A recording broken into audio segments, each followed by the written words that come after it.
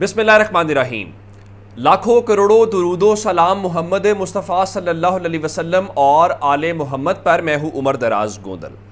جناب، اسلام آباد میں چل کیا رہا ہے؟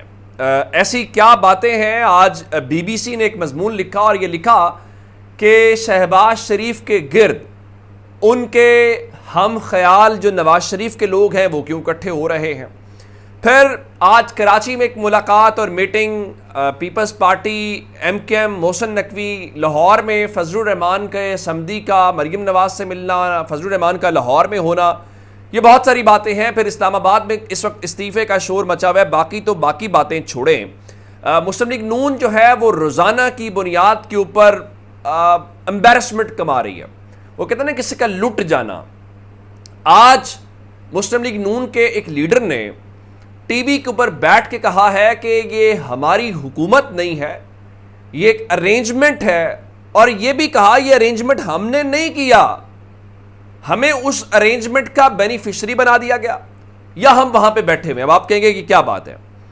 اصل بات یہ ہے کہ اس سلسلے میں میاں جاوید لطیف جو ہیں، جو مسلم لیگ نون کے رہنما ہیں، وہ یہ کہتے ہیں کہ یہ حکومت 2 یا 3 پارٹیوں کا ایک ارینجمنٹ ہے، اور ان کے مطابق 2 جماعتوں کے ساتھ مل کر ہم نے حکومت بنائی ہے، اور یہ ارینجمنٹ، یہ ان کا لفظ ہے، یہ ارینجمنٹ کسی نے کر کے دیا ہوا ہے، یعنی ہم نے ان جماعتوں کو بھی نہیں ملایا۔ کون کر کے دے سکتا ہے؟ کون ہے جو سیاسی جماعتوں کو مینج کرتا ہے؟ کون ہے جو سیاسی جماعتوں کو اکٹھا کرتا ہے اور توڑتا ہے؟ آپ خود سمجھدار ہیں۔ انہوں نے کہا کہ کوئی ایک بھی جماعت الگ ہو تو حکومت کیسے ٹھہر سکے گی؟ اب ان کے مطابق ایک بھی جماعت ادھر ادھر ہوئی تو یہ حکومت ختم ہو جائے گی۔ یہ واحد حکومت ہے جس کے اپنے لوگ یہ بیٹھ کے بتا رہے ہیں کہ جناب ہمیں کسی اور نے حکومت دی ہے، وہ بتا رہے ہیں کہ ہم ادھر ادھر ہوئے تو یہ حکومت ختم ہو جائے گی۔ پھر انہوں نے اگلی بات بھی کی جو بی بی سی نے مضمون لکھا ہے کہ شہباز شریف کے آس پاس یا ارد گرد نواز شریف کے ہم خیال لوگ کیوں جمع ہو رہے ہیں۔ ان کے مطابق، میاں جاوید لطیف کے مطابق، نواز شریف کے 4تھی بار وزیر اعظم بنے بغیر ملک مسائل سے نہیں نکلے گا۔ اب جاوید لطیف آپ کو پتہ ہی ہے کس کی زبان بولتے ہیں، تو جاوید لطیف نے دوسرے لفظوں میں بتا دیا بھائی ایک ہی مطالبہ ہے، ایک ہی بات ہے، اور وہ یہ ہے کہ میاں نواز شریف کو اس ملک کا وزیر اعظم بناؤ۔ اور وہ ابھی بھی کہہ رہے ہیں یہ ہمارا جو ارینجمنٹ ہے، کہہ رہے ہیں ابھی ارینجمنٹ اگر ہو سکتا ہے، آپ سب مینج کر کے دے سکتے ہیں، تو میاں نواز شریف ملک کے وزیر اعظم کیوں نہیں ہو سکتے؟ اب میاں نواز شریف آج لاہور میں انہوں نے وہ مزدوروں کا شہباز شریف نے کیا ہوا تھا، کھانا وانا کھلایا، تو وہاں پہ وہ کہہ رہے تھے کہ لوٹ مار کا سلسلہ اب ختم ہونے والا ہے۔ یہ بھی بڑی معنی خیز بات ہے، یہ کب ختم ہونے والا ہے یہ بھی ان کو بتانا چاہیے تھا۔ لیکن آج لاہور میں کانفرنس تھی جہاں پہ کیپٹن صفدر بھی بولے، اور کیپٹن صفدر جب جا رہے تھے تو ہمارے دوست عمران بھٹی نے ان سے مریم نواز کے حوالے سے سوال کیا کہ لوگ کہتے ہیں کہ وہ ویڈیوز کے اوپر یا ٹک ٹاک کے اوپر زیادہ ایکٹیو ہے، تو انہوں نے کہا نہیں، لوگ مریم نواز سے جلتے ہیں، بغض رکھتے ہیں، اور سڑنے والے کا منہ کالا۔ تو وہاں پہ کیپٹن صفدر بولے، بہت ساری انہوں نے باتیں کی، تو فضل الرحمان کو بھی سمجھ نہیں آئی کہ کیپٹن صفدر کیا کر رہے ہیں، تو انہوں نے کہا کہ یہاں پہ ناراض ہو رہے تھے کیپٹن صفدر، تو وہ ہم سے گلا کر رہے تھے یا اپنے سسرالیوں سے کر رہے تھے؟ کیونکہ سسرالیوں کی حکومت ہے ان کی۔ پھر چونکہ شہباز شریف کی باتیں ہو رہی تھی، انہوں نے کہا یہاں بلا وجہ شہباز شریف کی شکایت کی گئی ہے، اس بیچارے کی حکومت ہی کب ہے؟ حالانکہ آج ہی سمدی صاحب جو ہے ان کے ملے ہیں مریم نواز سے، تو یہ نون لیگ کے اندر سے بھی کہا جا رہا ہے، نون لیگ کے باہر سے بھی کہا جا رہا ہے، اور یہ سب کے سامنے ہے۔ اب یہ جو معاملہ آپ کے سامنے آیا ہے، اب آپ اندازہ کریں کہ ایک خبر جیو نیوز کی ہے، ذرا وہ بھی سارے سیاسی معاملے کے اندر ایک ریلیونس کریٹ کرتی ہے۔ آج ایک تو کراچی میں ایک اجلاس ہوا امن و امان کا، آصف زرداری نے وہ چیئر کیا، جس میں سی ایم بھی موجود تھے اور جس میں محسن نقوی ان کا بچہ بھی موجود تھا۔ تو بتایا گیا جی صدر مملکت جو ہے انہوں نے کراچی اور کچے کے ڈاکوؤں کے خلاف سخت کارروائی کا حکم دے دیا ہے۔ ہم صرف اتنا پوچھنا چاہتے ہیں کہ 2008 سے آنورڈ، یعنی 8 اور 16 سال کی حکومت کس کی ہے؟ یہ پیپلز پارٹی کی حکومت تو ہے۔ اچھا، پھر خبر اصل یہ ہے کہ زرداری صاحب اور ایم کے ایم کے درمیان، یعنی پیپلز پارٹی اور ایم کے ایم کے درمیان ڈیڈ لاک ختم ہو گیا ہے، اور دونوں نے مل کر چلنے کا فیصلہ کر لیا ہے۔ اب آپ جانتے ہیں کہ عمران خان نے کہا تھا کہ زرداری کوئی مفاہمت شعبہ، عمران خان نے نا اس کا وہ بیانیہ ٹھس کر دیا کہ وہ سیاست کا شاطر ہے۔ آصف زرداری صاحب اس وقت اگر سچی بات کہی جائے تو اس ملک کے جو اسٹیبلشمنٹ ہے یا طاقتور ہیں جو اس چیز کو پاورفل ہے، اگر آصف زرداری کو ان کا مہرہ کہا جائے تو یہ غلط نہیں ہوگا. اس سے زیادہ اس وقت ان کی صلاحیت نہیں ہے اور سندھ تک محدود ہو کے رہ گئے.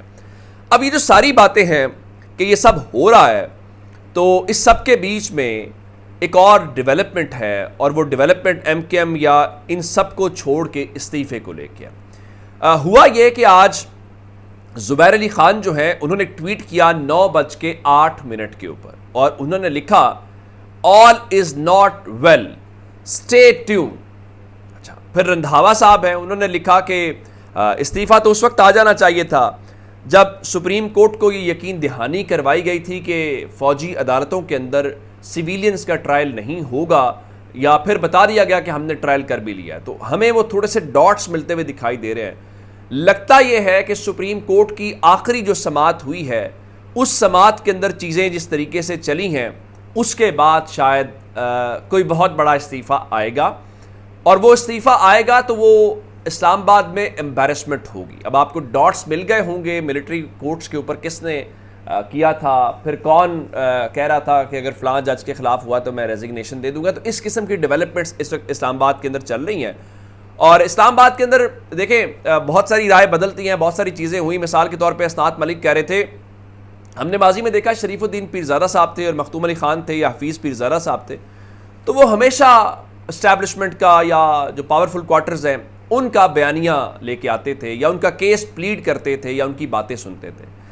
تو اسناد ملک صاحب کا خیال یہ تھا کہ جس طریقے سے چیف جسٹس قاضی فائز عیسیٰ صاحب نے اسٹیبلشمنٹ کا کیس پلیڈ کیا ہے، سچی بات تو یہ ہے کہ شریف الدین پیرزادہ اور حفیظ پیرزادہ جو ہیں وہ بھی اس طرح سے پلیڈ نہ کر پاتے.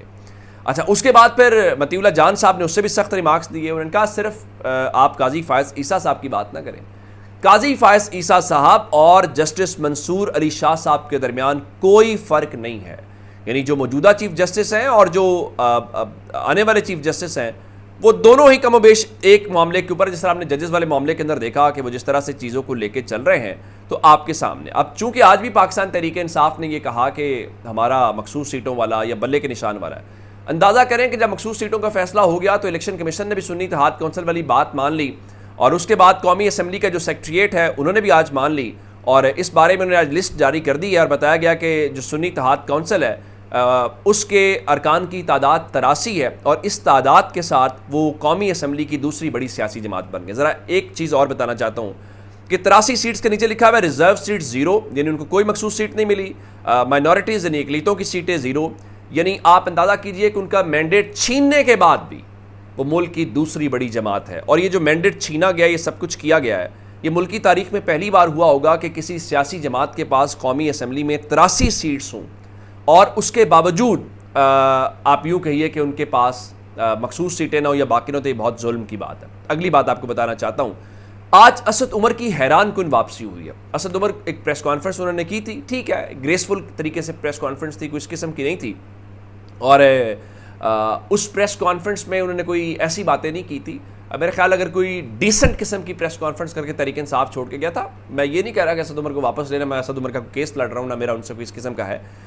انہوں نے آج بات کی، وہ کاشف عباسی صاحب کے شو میں بیٹھے ہوئے تھے، تو جہاں بہت ساری انہوں نے باتیں کی، تو انہوں نے عمران خان کے باہر نکلنے سے متعلق باتیں کی، اور انہوں نے کہا میرے اپنے پرانے دوستوں کو مشورہ ہوگا کہ عمران خان کو جیل سے نکالنے کی حکمت عملی بننی چاہیے، اور اس پر عمل ہوتا ہوا نظر آنا چاہیے، اور ووٹر کو سمجھ آنی چاہیے کیا کر رہے ہیں. ان کا ووٹرز کو شک ہے کہ عمران خان کی مقبولیت کی وجہ سے حکومت بنی ہے، وزیر بنے ہیں، اور سب کی زندگی ٹھیک گزر رہی ہے. ان کا اشارہ شاید خیبر پختونخوا حکومت کی طرف تھا، اور ان کے مطابق عمران خان جو ہیں وہ جیل میں ہے. یہ بات بہت سارے لوگ ہیں، جس طرح حامد رضا صاحب بھی باتیں کرتے ہیں کہ تحریک انصاف کو اس حوالے سے ڈٹ کے بات کرنی ہے.